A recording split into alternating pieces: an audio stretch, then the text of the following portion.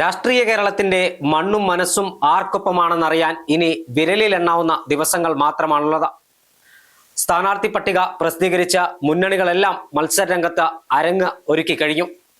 കോൺഗ്രസിനെ സംബന്ധിച്ചിടത്തോളം ഇത്തവണത്തെ തെരഞ്ഞെടുപ്പ് ഒരു ജീവൻ മരണ പോരാട്ടമാണ്. മറുഭാഗത്ത് CPM-നും ഇതൊരു ഡു ഓർ ഡൈ മത്സരമാണ് എന്നതിൽ തർക്കമില്ല. കാരണം CPM-ന് രാജ്യത്തിൽ അധികാരത്തിലിരിക്കുന്ന ഏക സംസ്ഥാനമാണ് കേരളം. ആ കേരളം മറ്റൊരു രാഷ്ട്രീയ പാർട്ടി സ്വന്തമാക്കുന്നത് CPM-ന് ഓർക്കാൻ പോലും വയ്യ. കോൺഗ്രസിനെ സംബന്ധിച്ചിടത്തോളം കഴിഞ്ഞ 10 വർഷമായി അധികാരത്തിന് പുറത്താണ് കേരളത്തിൽ.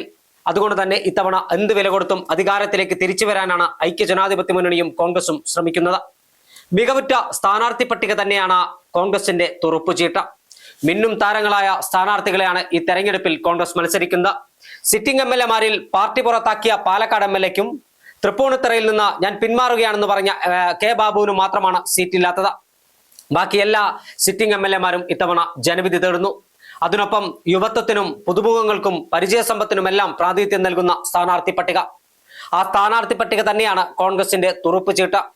മോഹനസുന്ദരമായ വാഗ്ദാനങ്ങൾ നൽകി അധികാരത്തിൽ വന്ന ഇടതുപക്ഷ ജനാധിപത്യ മുന്നണി 10 വർഷമായി കേരളം ഭരിക്കുമ്പോൾ കേരളത്തിലെ ജനങ്ങൾക്ക് നൽകിയ വാഗ്ദാനങ്ങൾ ഒന്നുപോലും പാലിക്കപ്പെട്ടിട്ടില്ല, അല്ലെങ്കിൽ അത് യാഥാർത്ഥ്യമാക്കാൻ കഴിഞ്ഞിട്ടില്ല എന്നാണ് കോൺഗ്രസ് പറയുന്നത്.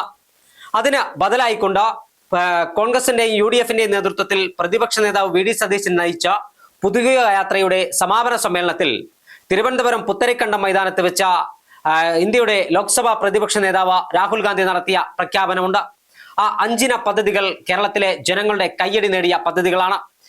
UDF-ഉം കോൺഗ്രസും അധികാരത്തിൽ വന്നാൽ മുഴുവൻ സ്ത്രീകൾക്കും KSRTC ബസ്സിൽ സൗജന്യ യാത്ര, കേരളത്തിലെ എല്ലാവർക്കും ഉമ്മൻചാണ്ടിയുടെ നാമധേയത്തിൽ ഇൻഷുറൻസ് പദ്ധതി, വയോജനങ്ങൾക്ക് വേണ്ടി പ്രത്യേക വകുപ്പ്, അതോടൊപ്പം തന്നെ യുവാക്കൾക്കും സ്ത്രീകൾക്കും എല്ലാവർക്കും താങ്ങും തണലുമായി നിൽക്കുന്ന പദ്ധതികൾ പ്രഖ്യാപിച്ചുകൊണ്ടാണ് കോൺഗ്രസിന് ഈ തെരഞ്ഞെടുപ്പിനെ നേരിടുന്നത്.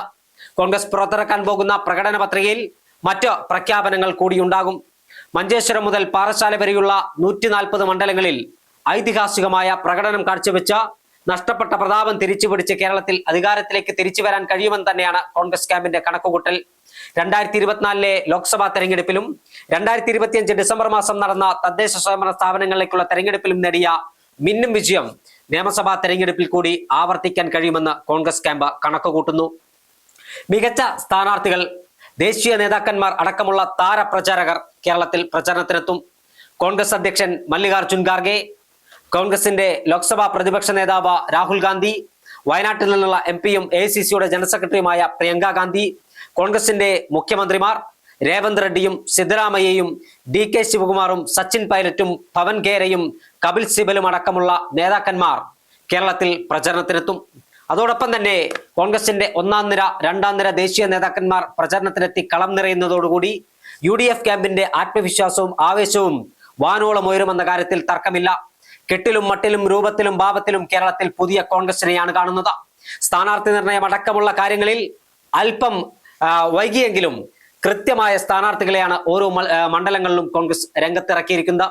ഈ സ്ഥാനാർത്ഥികളുടെ ജനപ്രീതിയും ജനപിന്തുണയും തന്നെയാണ് കോൺഗ്രസിന് ആത്മവിശ്വാസം പകരുന്ന ഒരു ഘടകം. മറ്റൊന്ന്, 10 വർഷമായി കേരളം ഭരിച്ചുകൊണ്ടിരിക്കുന്ന CPM-നും ഇടതുപക്ഷ ജനാധിപത്യ മുന്നണിക്കുമെതിരായ ജനവികാരം. കേരളത്തിന്റെ മനസ്സിന്റെ അകത്തളങ്ങളിൽ ഇടതുപക്ഷത്തിനും മുഖ്യമന്ത്രി പിണറായി വിജയനും അടക്കമുള്ള മന്ത്രിമാർക്കുമെതിരെ വലിയ തരത്തിലുള്ള ജനവികാരം ഉണ്ടെന്നാണ് കോൺഗ്രസ് ക്യാമ്പിന്റെ കണക്കുകൂട്ടൽ. ഇതെല്ലാം വോട്ടായി മാറിയാൽ ഇത്തവണ കോൺഗ്രസിന്റെ മുഖ്യമന്ത്രി അധികാരത്തിൽ വരുമെന്ന് കോൺഗ്രസും UDF-ഉം കണക്കുകൂട്ടുന്നു. പക്ഷേ കേരളത്തിൽ ശക്തമായ മത്സരമാണ് എന്ന കാര്യത്തിൽ തർക്കമില്ല. ഇടതു വലത് മുന്നണികൾക്കൊപ്പം NDA കൂടി കളം പിടിച്ചതോടുകൂടി ഏകദേശം 20 മുതൽ 25 വരെ മണ്ഡലത്തിൽ ത്രികോണ മത്സരമുണ്ട് എന്നതും ഒരു യാഥാർത്ഥ്യമാണ്. 3 മുന്നണികളും കളം നിറഞ്ഞാടുമ്പോൾ ഇത്തവണ കേരളത്തിന്റെ നിയമസഭാ തെരഞ്ഞെടുപ്പിൽ നേരിയ എഡ്ജ് കോൺഗ്രസിനും ഐക്യജനാധിപത്യ മുന്നണിക്കും തന്നെയാണ്. രമേശ് ചെന്നിത്തലയും VD സതീശനും സണ്ണി ജോസഫും അടക്കമുള്ള മുതിർന്ന നേതാക്കന്മാർ കേരളത്തിൽ കോൺഗ്രസിന്റെയും ഐക്യജനാധിപത്യ മുന്നണിയുടെയും തേര് തെളിക്കുമ്പോൾ വിജയത്തിൽ കുറഞ്ഞൊന്നും കോൺഗ്രസും UDF-ഉം ചിന്തിക്കുന്നില്ല. ആ വിജയത്തിന് ആധാരമാകുന്ന രൂപത്തിൽ മണ്ണ് കിളച്ച് വിത്തിട്ടിരിക്കുകയാണ്. ആ വിത്ത് മഴ നനഞ്ഞ മുളച്ചു പൊന്താനുള്ള കാലതാമസം മാത്രമാണ് ഇനി ബാക്കിയുള്ളത്. എന്തായാലും മീനച്ചൂടിനെ വെല്ലുന്ന തെരഞ്ഞെടുപ്പ് ചൂടിൽ കേരളം അമരുമ്പോൾ കേരളം ആര് ഭരിക്കുമെന്ന ചോദ്യത്തിന് ഐക്യജനാധിപത്യ മുന്നണിയും കോൺഗ്രസും എന്നാണ് രാഷ്ട്രീയ നിരീക്ഷകർ അടക്കമുള്ളവരുടെ ഉത്തരം.